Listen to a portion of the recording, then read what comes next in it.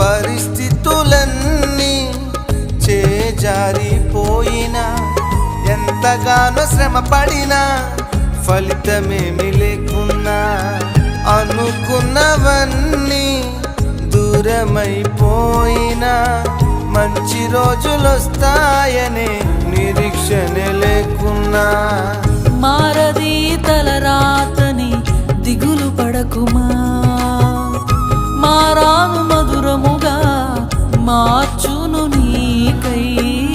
మారది తలరాతని దిగులు పడకుమా, మారాను మధురముగా మార్చును నీ